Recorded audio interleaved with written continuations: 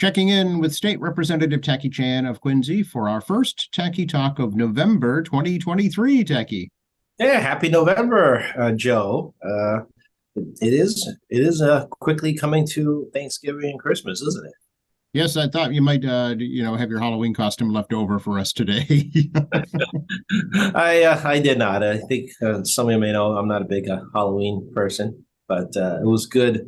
Actually, I was leaving Beacon Hill actually late on Halloween, very late, and Beacon Hill was abuzz with kids and pets dressed in a number of different costumes, slowing down traffic as I'm trying to get out of work. I probably should have stayed in the office longer to let the Halloween passerbyers go and come home actually much later at night. So not surprising. I mean, on the hill is residential. People sometimes forget that Beacon Hill is a residential area, and there were people trying to get out and do the Halloween and other stuff before the sun got too far down.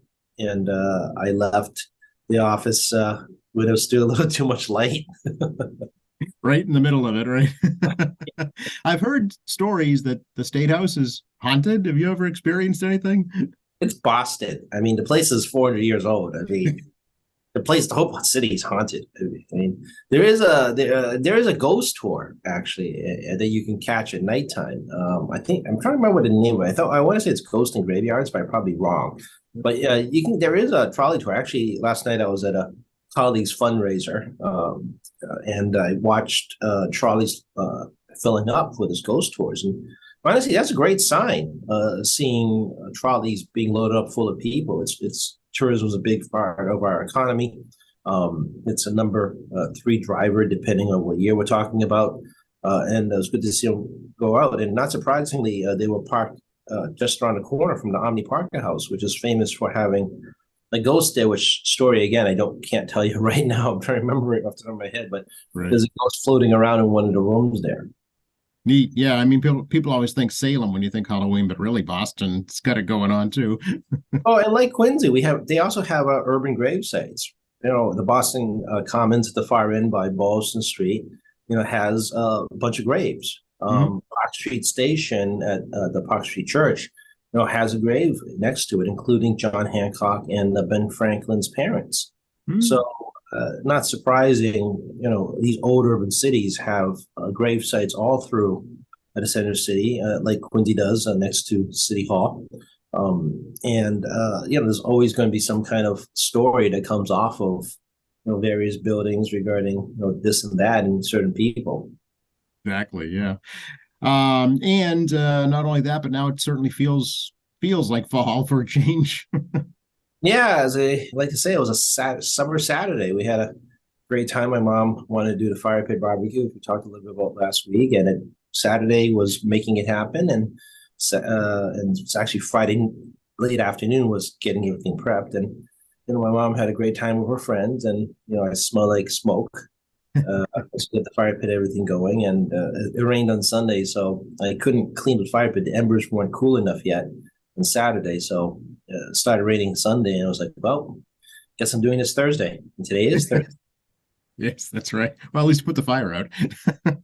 Fire out. It's a sunny, according to my computer here, it says that it's a sunny 38 degrees Fahrenheit as I look down at the screen. So, what was a gorgeous 80-degree day not that long ago, we have sunny 38. Yeah, well, it's New England. Just wait a second and it will change. It usually does. So it goes back the other way. It is heating season, though, of course, and that means folks are going to start to get higher energy bills, unfortunately. Yeah, the price of oil has been all over the board. It's been trying to crack $90 a barrel regularly, and it's really having a struggle getting there. And natural gas has also been somewhat trying to crack higher, and it's actually pretty challenged as we head into the winter season. Massachusetts is becoming less and less an oil burning home. Homes burn less oil. It's just the nature that changes. A lot of families move to natural gas over time. But that being said, energy costs are still high, and Quincy Community Action Programs (QCAP) it does have a LIHEAP program about this time of year. You meet the income guidelines, or you feel like you're struggling, definitely give QCAP a call to see what qualified low income housing heating assistance, which can help on paying for oil, in particular for certain households. And then you see what the feds are going to come up, because historically the federal government, if they can figure out what they're doing, provide some funding for us, and the state has been known to supplement that funding going forward. So it is actually one of those programs that we try to put more money into it, depending how the weather is heading. And then again, I strongly encourage Mass Save to everybody. Again, we can be repeating myself on that one about energy efficiency. See if you qualify for, let's say, new thermostat. I have a Google Nest, which does actually a great job on regulating the heating system, particularly when we're not home. It knows we're not home and shuts everything off. So we should really try to look to save energy, and check your windows. There'll be drafts. Curtains are important, to do drafts. You're not home, turn it down. Yeah, and Sunday like this, I mean, you want to check your windows for no drafts and get more daylight in, as opposed to turning on the heating. Right. Yeah. The Mass Save program, I'm curious to see if that's going to kind of get updated in the future to encourage more alternative energies. I know it's still pretty fossil fuel based. Well, actually, the big change you made last year in the climate change bill is to only allow heat pump systems as the heating cooling system replacement, as opposed to natural gas. Okay. I have, as you all hear last year, I have like pros and cons to that. One of the big pros is the fact that it is much more efficient. It is much less reliant on fossil fuels. Con is that it is reliant on fossil fuels because it's completely electric driven, right. And it's expensive. And electrical prices last year spiked over 50% in the wintertime for basic service. And that resulted in folks that use electricity to spend more. And heat pumps is 100% electric driven. Right. So if you lived in a more wealthier area, you probably would stand the price shock. But if you didn't, you were in for a massively bad surprise last winter. And this winter is not nearly as bad on basic service. Still, if it's really bad, you're going to feel it because the price is higher than you had in the summer. Another choice you can do is you can have competitive supply. So you can search the DPU website to find, or DOER website to find competitive suppliers. So this is a state that allows you to choose your electric supplier. You can lock yourself into contract for X number of years, and the price can't change. So, and that's that. So competitive supply, for example, last year's winter was much better priced than you could get against the utility basic service, because you were locked in for X number of years. And that's that. Now, this is the gamble. If, let's say, oil is running really low, your electrical price is going to drop perhaps 30%. It will go below your contracted price you did with a private energy supplier. Conversely, if any oil rises past $100 and you're locked in price with an energy supplier, you will find yourself ahead of the game. It's basically the law of averages. I think people kind of misconceive that buying your own energy supply results in always beating so-called the system of basic service utility. It isn't. It's a law of averages. So if you're willing to, over, let's say, 3 years, accept the fact that you'll win on a long term, you'll be fine. If you are looking for short-term gains on energy savings by buying competitive supply power, that's not going to work. And secondly, it allows you to choose your power. So if you have a few extra dollars than some other folks, buy 100% renewable. You absolutely can. There are 100% renewable energy companies out there that will sell you power from renewable sources that they own. And it is a bit of a premium, but some people feel that it's worth the premium if they have the money to do so. Right. So those are a few ways you can save some money if you qualify for certain programs. LIHEAP at QCAP is where to go. Mass Save is available to everybody. And if you're willing to make some effort, you can look at competitive energy supplies and electricity to find out what is a plan that works for you. And look at your electric bill. You can see on the historical numbers for one full year on each of your bills how much kilowatt hours you use. And since the price is in kilowatt hours, you can kind of do some fast math about how much you would be spending on a competitive supply versus the utility. It can, you're willing to put some effort in some calculations, you can kind of get a rough count of what your price would be, try to project out a future spending. Right. Yeah. It's kind of how utilities buy their power. They do it the same way, a much more sophisticated system, but you can do it too. Absolutely. You can do the utility, buys in bulk every 6 months by law. They have to take the best price available, and if you provide basic service, that's it. And as we know, Quincy's trying to do municipal aggregation, which is being still Yeah. held with DPU's administrative hearing process, which is do not know what the problem is. I've advocated try to get DP to more quickly respond to what the problems are, but something is wrong. If they're taking this long, I can't tell what it is. Hmm. That being said, I mean, municipal aggregate is an opt-out system, meaning you automatically end unless you opt on out. And again, it's also timing, right? If you have municipal aggregate last winter, the competitive price market would not be as favorable as it could be this winter versus maybe next March, and you're locked in. And the reason it's an opt-out, not an opt-in system, because when they put the bids in, they want to demonstrate they have, 100,000 residents or maybe 55,000 homes. Um, I'm counting the apartments and the condos, but you get you have to show that you have sufficient customer base to justify a good bid cost versus a smaller community, which may be more challenged in number of customers. So the bids may not be nearly as attractive. And like Boston has a wonderful municipal aggregate because it's a 70,000 person city. So as a result, they get very favorable bids. So I mean, the cities again, if you're doing comparative supply versus basic service versus municipal aggregate, if the city gets municipal aggregate, you now can compare price between the city's municipal, the basic service provided by the utility, and also third competitive supply that you could choose on your own. But again, it's some math. You actually have to get your calculator out. You can't just like instinctively decide this makes sense. And then, a final warning is that the door-to-door salesmen, so to speak, of the electrical suppliers are rolling around again, particularly in communities that are low income and non-English speaking. And I've been working to try to figure out how to weed them out at the legislature by creating new barriers of entry and other ways to try to create some accountability. Don't sign anything. Lawyering number one, don't sign anything. As I like to tell our clients, do not sign anything until you talk to somebody that knows a little more than you do about what's going on. Yeah, you don't need to show them your utility bill when they come to your door. Don't do that. Just say no. Just say no. And then you just collect the paper and you can evaluate a different day. There is no rush to change your energy supplier. I mean, there is literally no rush. So that's a warning, come to the door, definitely collect the paper, smile, and, tell you to think about it. Right, exactly. I think maybe the DPU is too busy dealing with the MBTA tacking. That's why they can't take on municipal aggregation.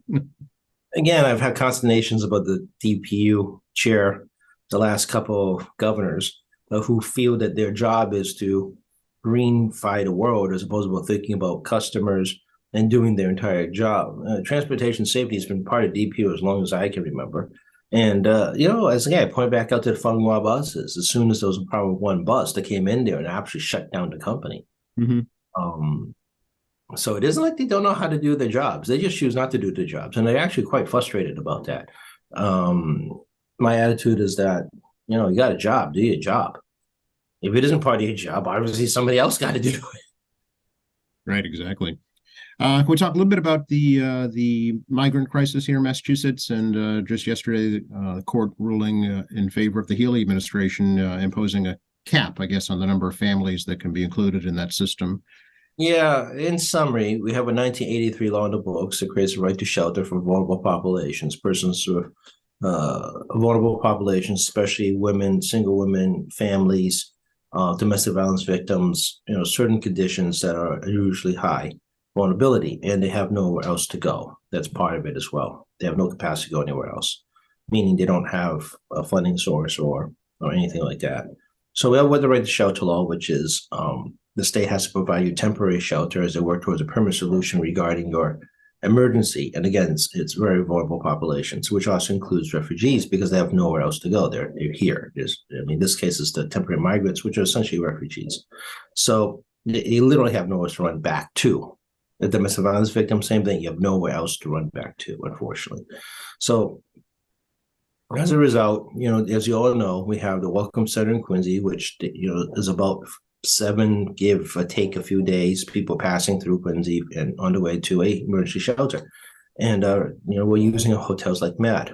This is not the first time this has happened. We've never happened in this volume. This has happened in the '08 financial crisis, for actually lasted well into 5 years, where we were using temporary shelters as hotels, and a huge cost to the legislature, a huge cost to U.S. taxpayers during '08 to about 15 to 15-ish, give it, and then we started, the legislature pushed heavily to get the Patrick administration to move away from using hotels, emergency shelter, and working towards more permanent solutions. And the Baker administration did continue, the Patrick administration work on that. None of us could have ever seen this type of situation regarding the migrant crisis. And as a result, we have insufficient funding to house as many. We're also running out of space in general. So the Healy administration asked the judge to allow them to cap the number of people that can receive assistance all across the board. And the argument is that they're out of money. And the housing advocates rejected the idea because that you can't suspend the law without the approval of the legislature, for the lack of a better term. Judge ruled inside of the governor's office that even though that the legislature does decide how laws should be written, the inability to comply with the law as a result of funding, non-funding, in terms of just running out of money, the legislature has not approved more money, allows the governor to make a reasonable approach to meet the letter of the law, but also meet the limits that the legislature has created by the funding mechanism. So the governor is going to definitely limit the number of folks that can get shelter programs. And the legislature is still pondering over her one-time $250 million request from moving money from various trust funds and retained revenue accounts, to try to give her a little bit of a backstop. And the feds, again, are not been helpful, as we've expected from the federal government. For the most part, except for the little gap during COVID when they kind of were a little nutty on the amount of money they were spending. Now that we have crises created by them. And I like to say over and over again, this is a humanitarian crisis, but they keep treating it like a security issue. And right hand and left hand don't know what you're doing on the federal level. And the inability for the executive branch and the legislative branch and Congress, down in DC, is able to just not able to create an intelligent response to the matter. Or any matter right now, for that matter. They can't even agree on aid for Ukraine and Israel. Well, and also the government's going to shut down in November 17. That's right. Yeah. Oh, yeah, that too. Yeah. Yeah, that little detail. I mean, the feds will shut down November 17, except for essential personnel, which is going to get paid, not paid.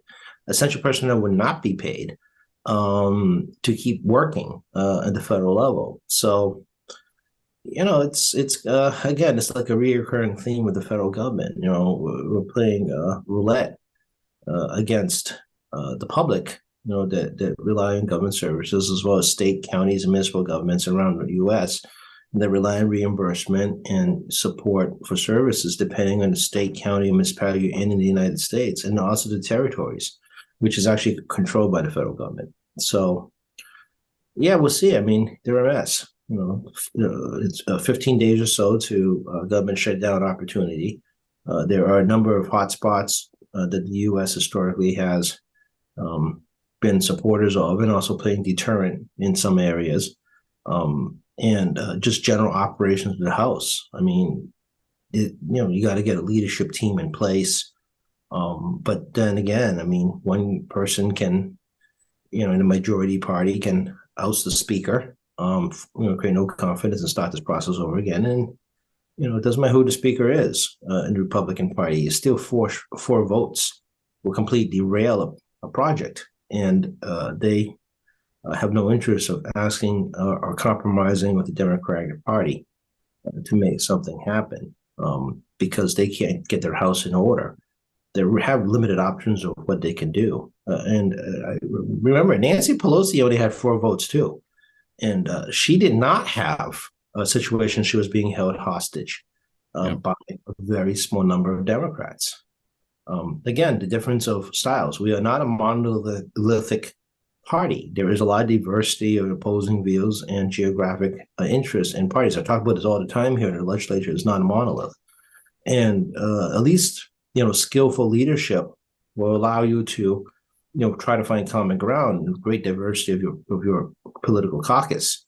The Republicans, frightfully, is unable to reach a compromise among themselves.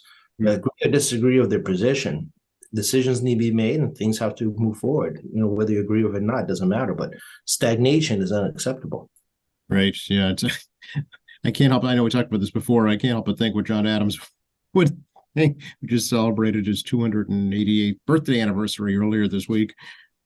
Well, I mean, the founding fathers wanted lively debate. They didn't want a legislature that would make snap decisions and rush to things. They wanted a balance against a potential tyranny of an executive branch. Right. And they wanted as much power in the hands of people through representation. Hence, it's a republic, not a mob. Was it what Adams say? Decisions by mobs? Yeah, I think that's right. Yeah. Yeah. So that kind of democracy, you elect folks to try to represent your interests, and unfortunately sometimes those interests don't align yours completely because they need to get something. It's not really unfortunate, but it's just a reality. I mean, they need to get something for you, but they're going to have to make some compromise to get what you need for you at home, or represent the interests of your constituency. They need to compromise with other folks who are not sharing interest, and that's the point of a republic. I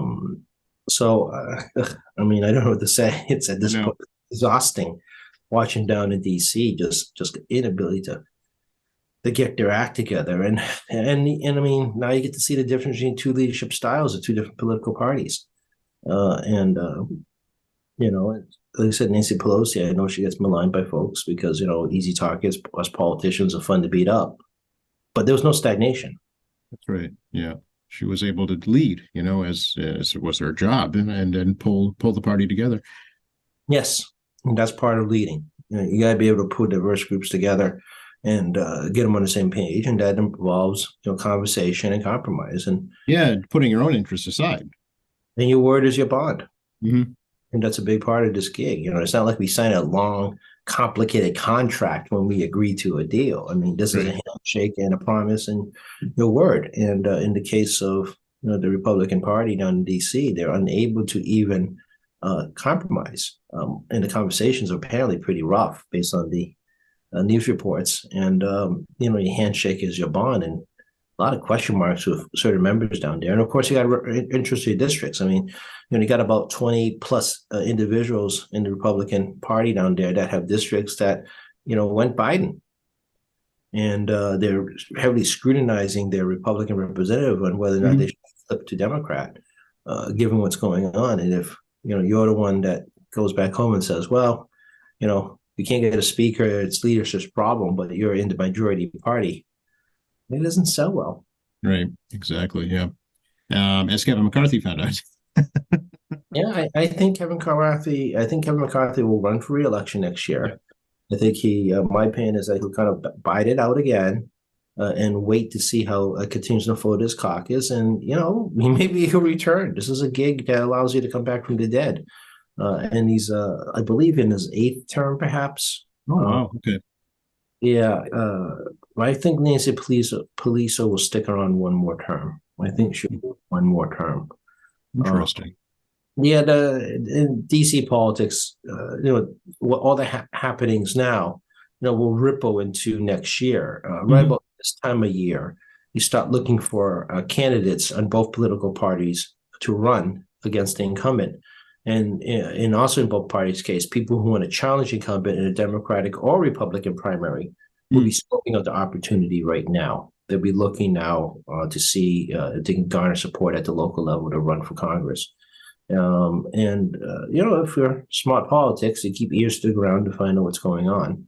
And in their case, this is actually right about this time of year that a local person will start contemplating whether to run against their local congressman or their U.S. senator. Great. And speaking of, so we're on the topic. I know that today, Tacky, November 2nd, 2023 is the 13th anniversary of you and David Wong becoming the first Asian Americans to be elected to the Massachusetts House of Representatives. Donald Wong, not David. Donald Wong, pardon me. Yes. Yeah, Donald's a few years ahead of me in age. No, thank you very much, Joe. God, it's been 13 years.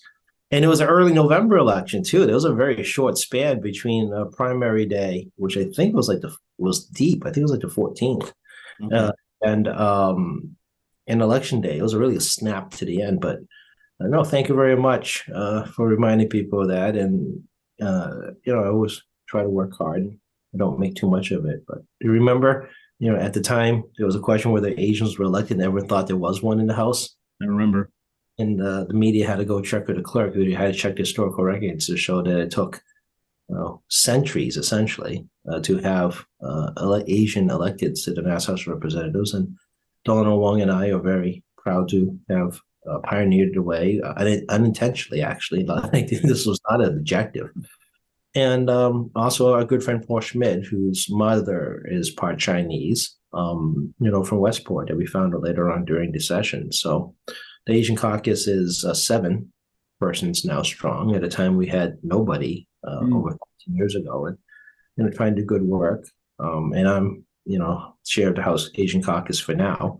On top of my chairmanship as Consumer Protection and Professor Chair, on top of sitting on the Massachusetts Beach Commission, on top of all the other things I got to do, at the various local level. Yes. Yeah. Speaking of, the commission met earlier this week, I think, didn't they? We did. We did have an annual meeting. We did have it in person in the Stales for the first time since before COVID.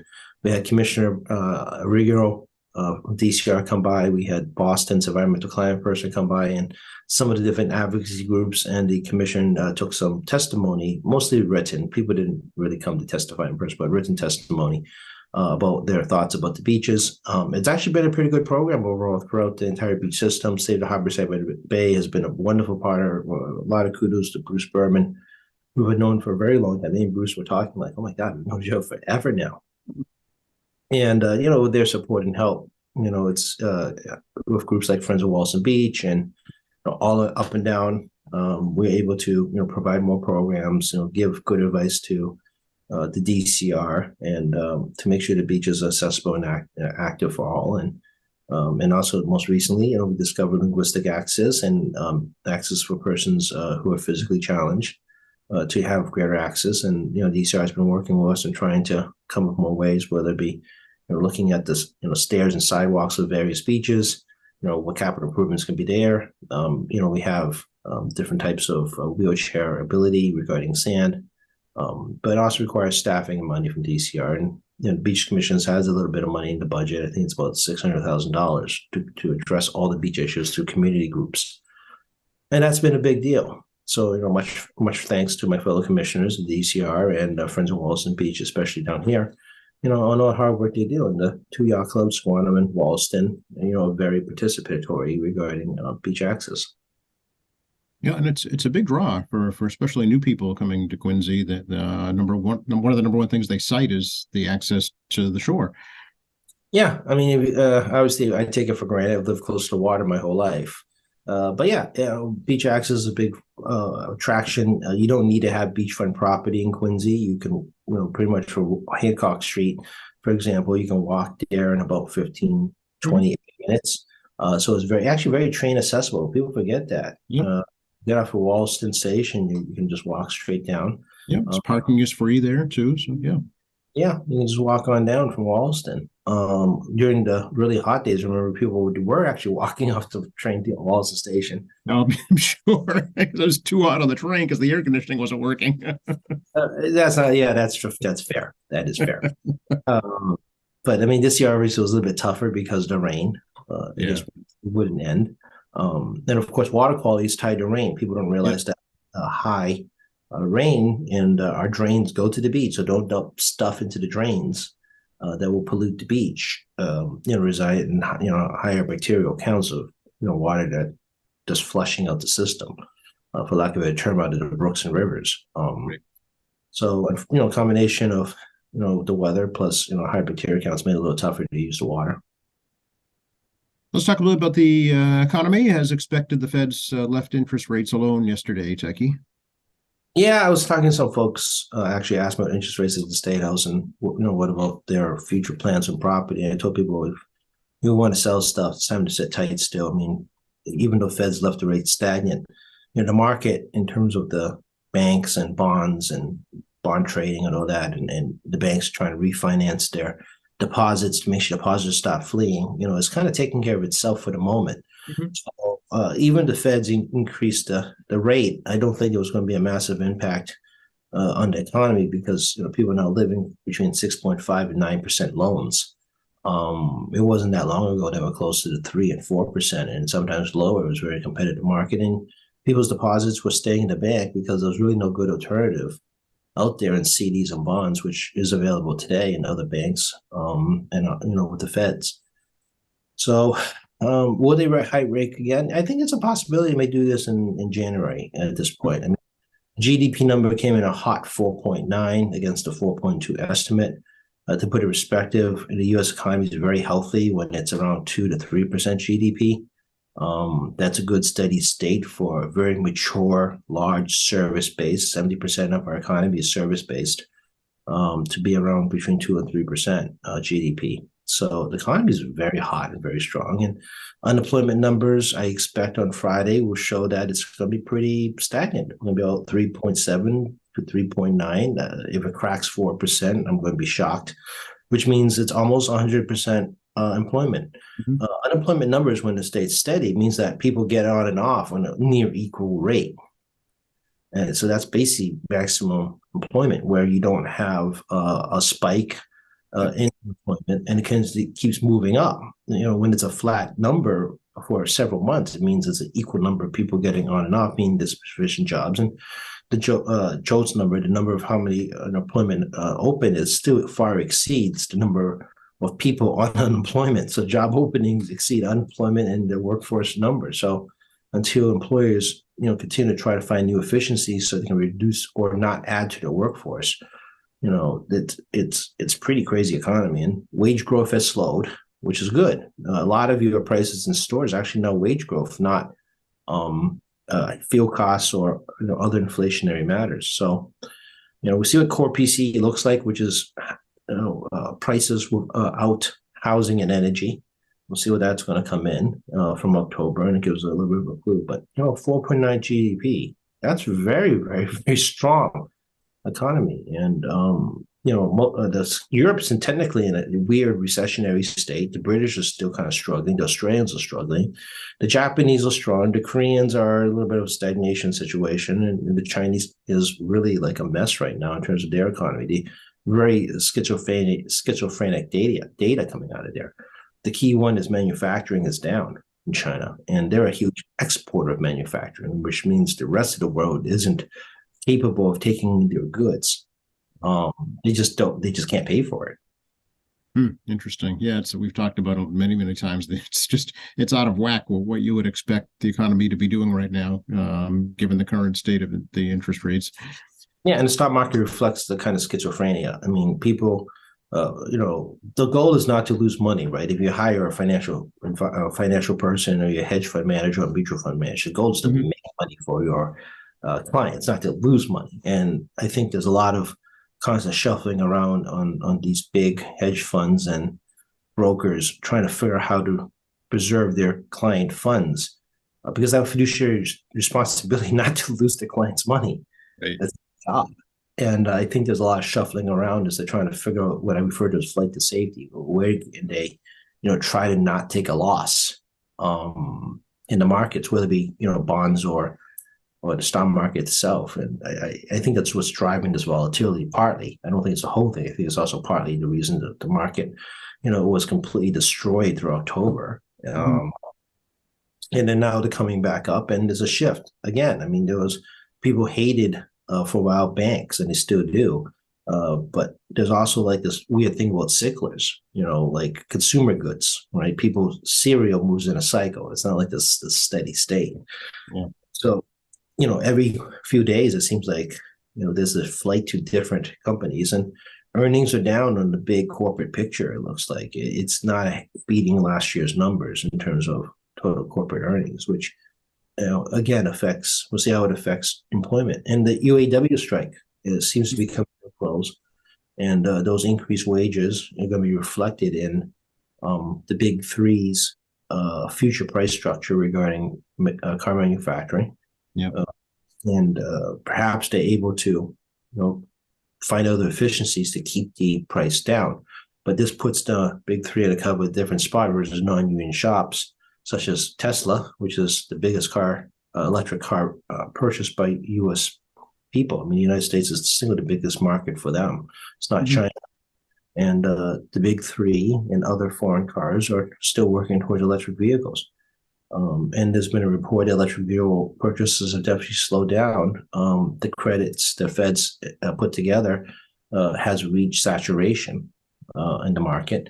And car loans, again, I said earlier, can be up to 6.5 to 9%. And consumers are going to, like any situation where everything gets expensive, is going to stretch what they have longer. Definitely. I'm driving mine until there's nothing left but wheels and a steering wheel. You and me both. Although we do live near the water, so the body will die long before the engine will. I know. That salt water kills bodies, car bodies, faster than it kill the engine, which has happened with two of my cars already. The body at first. So yeah. I mean, I see folks, particularly on big purchases, I'm going to try and make things last longer. Absolutely. Speaking of driving, we talk a little bit about a bill proposed that would allow some communities to install red light traffic cameras. Yeah, this is not a new idea. It's been used in other states and around the world regarding trying to do enforcement on red light crossings, basically to put cameras up, you cross a red light. At least they can grab your plate and, try to identify you are on a traffic violation. Crossing red lights are really dangerous. I think that should be common sense. I understand the whole trying to beat the light when it turns yellow and you're like already committed, but generally there's enough time between the two lights that you got about a half a second before they swap over. It isn't instantaneous. So, I mean, everybody, I will probably gamble, has been on that like edge of like a foot. It turns yellow and you're already overcommitted. Slamming your brakes will result in someone slamming into you. So you're better off just getting through there and, basically going to gamble. But the reality is that a fraction of a second between the two lights changing. It's really people with a straight up red light and just cross right through. Right. But the challenge of this particular technology is that, you sight the driver, not the vehicle. So where they can put a plate and maybe they can see you in the car, depending on how they angle it in the sun and everything else. The idea is they're trying to create traffic safety. Even the cameras there to deter people from trying to not necessarily just beat the light, but also just cross it indiscriminately. I mean, I think all of us seen people just freaking just do it. They just, light's been red for a while and they just go. And I mean, it's not even like, a 2 a.m. situation where there's nothing on the street and you're like, might as well. I mean, I've seen this done in Quincy and other places in like 4 p.m. I mean, on a Saturday when it's busy, I'm like, what's going on here? So, it's also constantly, considered deterrent, but it's a far from perfect solution. Again, it's about citing the driver, not the car.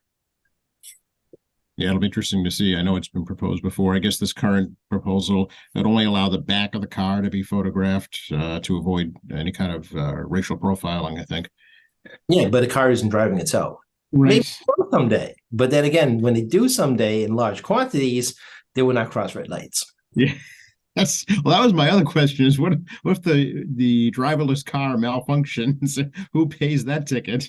Well, there's actually a very tragic case in California where the DMV has suspended the auto driving car brand Cruise from operating because of a very tragic accident where I was at a meeting with technology guys last week, and the news media didn't get the rest of the story correctly. So one of the other self-driving cars, Webull, was there, and they actually knew the rest of the story. And it is true in California, the Cruise company did not release all the footage to DMV as part of the investigation.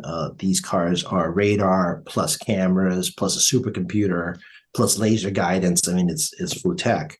And what very sadly happened is a car did hit a pedestrian the pedestrian flew in front of the self-driving car. The self-driving car did hit that pedestrian a second time, but as opposed to stopping flat like you slam your brakes, the car decided it was a safety problem and decided to drive another 20 feet to slow down the car safely, but drag the poor victim another 20 feet underneath it.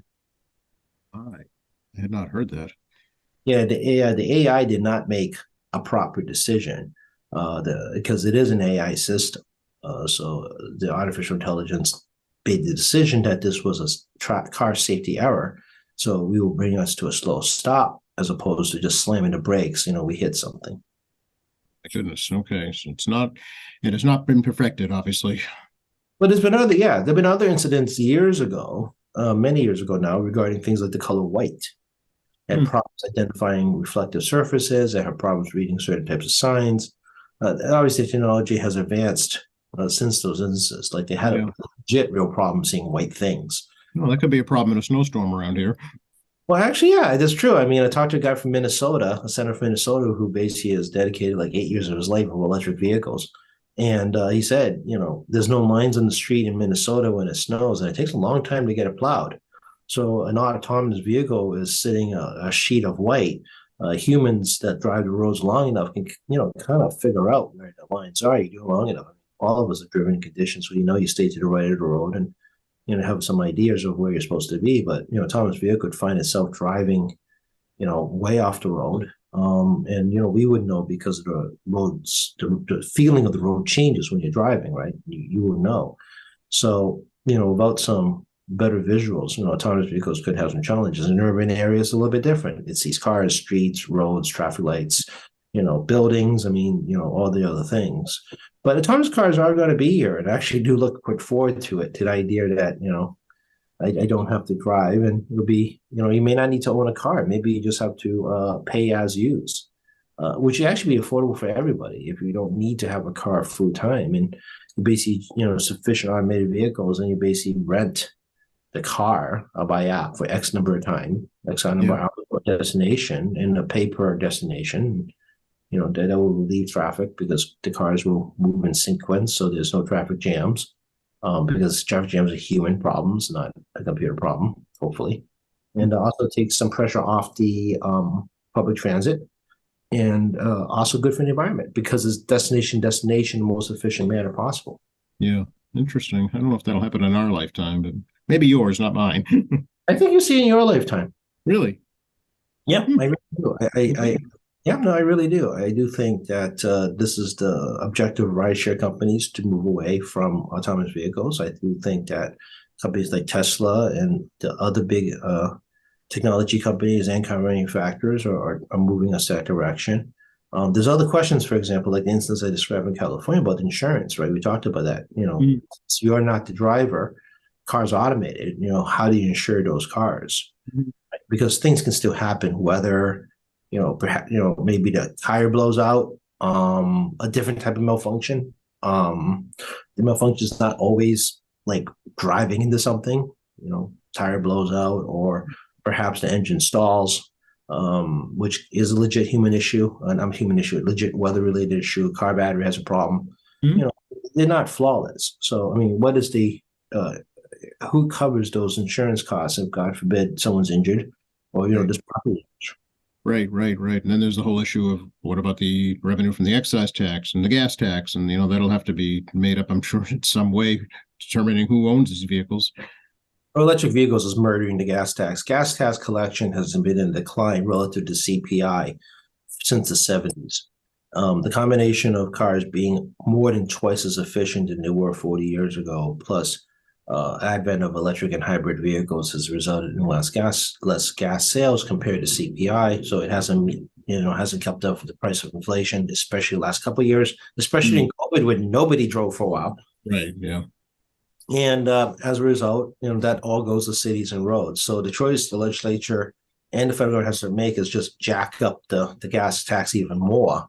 But it'll be really subsidizing electric vehicle drivers. So the thing the feds, and this really is a Fed problem, as much as people think it's a state issue, and I found this very distasteful a dozen years ago, but now less so as time has changed, is vehicle mileage tax. You pay for distance, not pay for gasoline in terms of vehicle usage. So if you use a vehicle much, your tires are not ripping up the roads as much, so you pay less. If you drive a lot, you're actually using more pavement, for lack of a better term. So you should pay more. And it needs to be a federal solution because the states, if you try to do it here, where Massachusetts is a state where everyone lives on a border. There's people from Rhode Island drive up here. Oh, all the time. Yeah. So the car registration is useless because they're not registered in Massachusetts. So there's no way Massachusetts is going to collect it. Gas tax, they'll be driving through Massachusetts. At some point, perhaps you need to fill your car up with gas coming from Rhode Island, New Hampshire, Connecticut, New York, and Vermont. And you're able, you have to pay us tax via the gas tax. But the driving vehicle does not require gas. We lose out on that money by using basically our roads for free. So without an opportunity to pay us back. So, but it needs a Fed solution because that car registration, people will start doing the border side car registration to avoid the Massachusetts vehicle mileage tax and things like that. The advocates, I understand what they're saying. And again, I hated this issue a dozen years ago, but now times have changed. But it isn't a simple state solution. It needs a Fed component. All right. Well, that might take a while. It might take longer than an autonomous vehicle for them to figure that out. I think it's a saturation issue. At a certain point, there's going to be a saturation of electric vehicles, and the gas tax revenues is going to plummet at the level so poorly that you're really left with very little choices. And I know there's studies going around at the Fed level and state levels about this program, and it's going to happen one day, but the feds need to initiate it so that there's a mechanism for us to address cross-state travel. Any discussion at the State House yet about the governor's housing bill, Techie? Nope. No. Okay. It's been fairly quiet. Our good friend Jenna Sarro is the House chair, and he just got the bill 2 weeks ago, so he's got to schedule a public hearing at some point, and see what's going on. I know. Actually, I talked to I think I mentioned I talked to Senator Ed Augustus, Secretary Ed Augustus now, and a very important part of that is housing development. How can we create incentives for more development of housing in general, but especially in dense urban, and also looking at the housing authorities. Right. Me and the secretary did talk about the fact that reporting housing authority vacancy is a little bit deceptive. It's not always a vacancy caused by the housing authority not putting somebody in there. It's actually caused by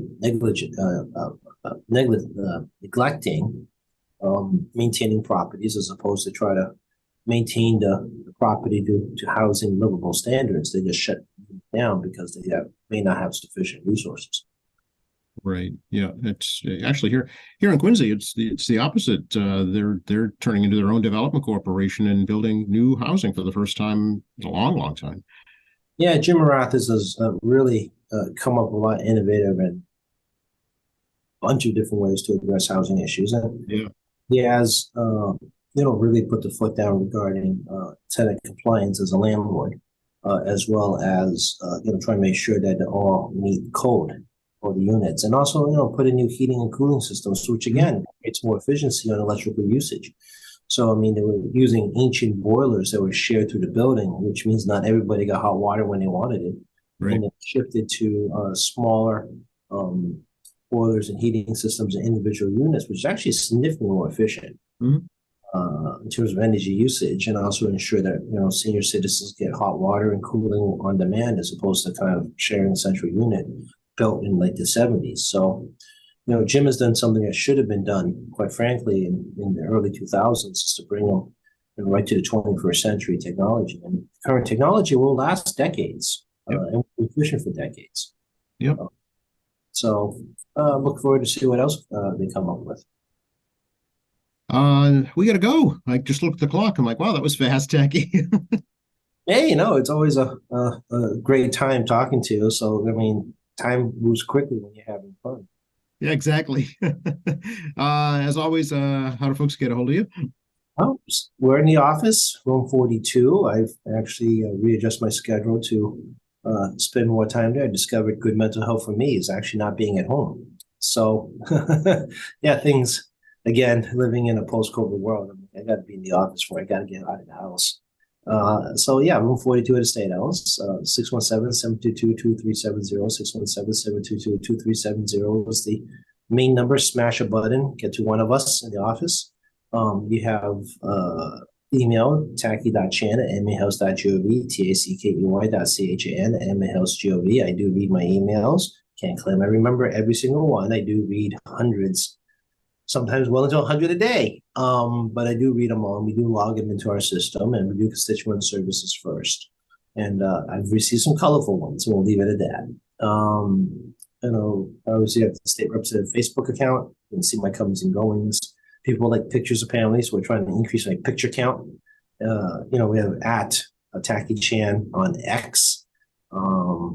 We do a lot of sharing and cross posts with other colleagues in the state government. And of course, we have the MA Legislature website. You can look at your bills there. You can look it up yourself. You can also look at past hearings and future hearings. And then we have tackychan.org, which is a resource page. We need some updates. We're constantly updating that. And of course, here at QATV and Joe on your favorite podcast app, or YouTube, or on cable access television. So remember to check with Joe every morning on his 10-minute or less news stories on what's going on in Quincy.